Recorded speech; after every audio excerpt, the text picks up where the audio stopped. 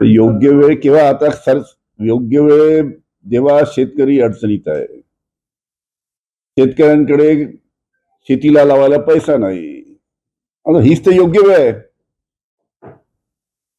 जेव्हा शेतकरी अडचणीत असतो तेव्हा तो शेतकरी मागणी करतो की आमची कर्जमाफी करा. आता तुमची योग्य वेळ किती वर्षांनी येईल, या निवडणुकीच्या शेवटल्या महिन्यामध्ये तुमची योग्य वेळ येईल काही समजत नाही काय. त्याच्यामुळे ही योग्य वेळ आहे. आणि मग मुख्यमंत्र्यांनी म्हटलं की योग्य वेळ करू, तर आता अतिशय शेतकरी अडचणी असल्यामुळे हीच कर्जमाफीसाठी योग्य वेळ आहे. त्याच्यामुळे राज्य शासनाने आताच कर्जमाफी केली पाहिजे. फर्टिलायझर शॉर्टेज संदर्भात आंतरराष्ट्रीय कारणं अत्यंत महत्वाची आहेत. अनेक ठिकाणी युद्ध सुरू आहे, चायनावरही आपण मोठ्या प्रमाणात डिपेंड आहोत.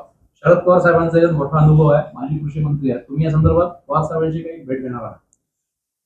आमची परवाच्या दिवशी मीटिंग आहे, त्याबद्दल हा अवश्य चर्चा करू.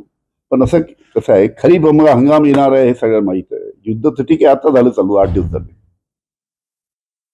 राज्य शासन आम्ही अनेक वर्ष सरकारमध्ये होतो, याचं नियोजन वर्षभरापासून करावं लागतं.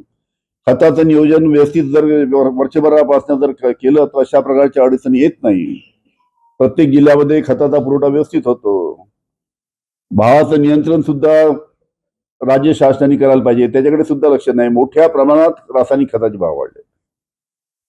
हिंदी सक्तीवरून वाद सुरू आहे. हिंदी सक्तीवरून कवी कलाकारांनी शासनाला पुरस्कार परत करण्याचे आंदोलन बरं, अतिशय तीव्र भावना या हिंदी सक्तीच्या बाबतीत आहेत.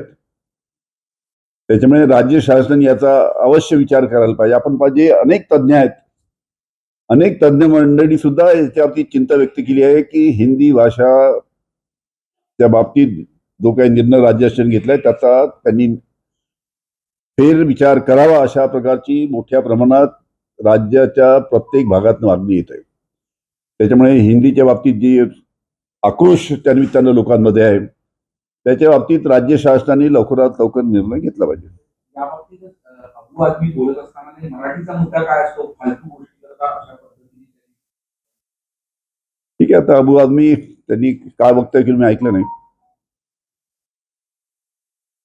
तुमच्या पक्षामध्ये होते, आता शिवसेनेत सोबत आहे, ते म्हणतात की शरद पवारांची साथ मी सोडली, ते माझी चूक झाली, मला आज त्याची खंत वाटत नाही, पण माझी चूक झाली असं वक्तव्य त्यांनी. शरद पवार साहेबांची साथ ज्या अनेकांनी सोडली, ते जेव्हा एकांतात आम्हाला भेटतात तेव्हा ते हेच सांगतात की एका विपरीत परिस्थितीत आम्हाला शरद पवार साहेबांची साथ सोडावी लागली. पण हा निर्णय आम्हाला एका वेगळ्या परिस्थितीमध्ये घ्यायला लावला, नाही तर आम्ही शरद पवार साहेबांची साथ कधी सोडली नसती. त्याच्याबद्दल अनेकांनी खाजगीमध्ये खंत व्यक्त केलाय, कारण की ओपनली करू शकत नाही, मग अनेकांच्या अडचणी आहेत.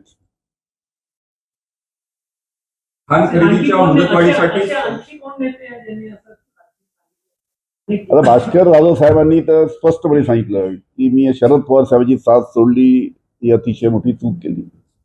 भास्कर जाधव साहेब आमच्या पक्षाचे अध्यक्ष होते, महाराष्ट्राचे अध्यक्ष होते.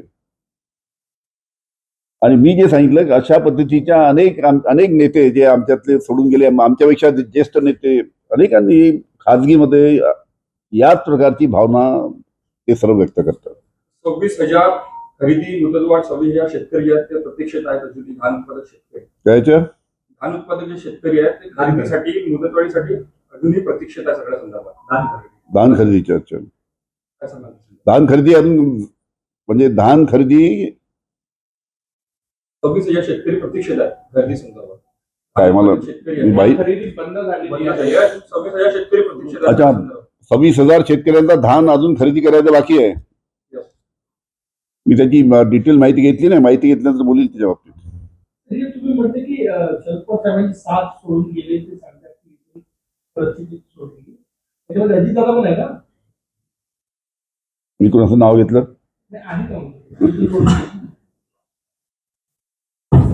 रायगड जिल्हा किंवा रत्नागिरी सर्व महाराष्ट्रातले लोक आहेत, समजलं की नाही, आणि ज्येष्ठ आहेत, ते सुद्धा खाजगीमध्ये खंत व्यक्त करतात. पण ठीक आहे, आता परिस्थितीनुसार त्यांना निर्णय घ्यावा लागला.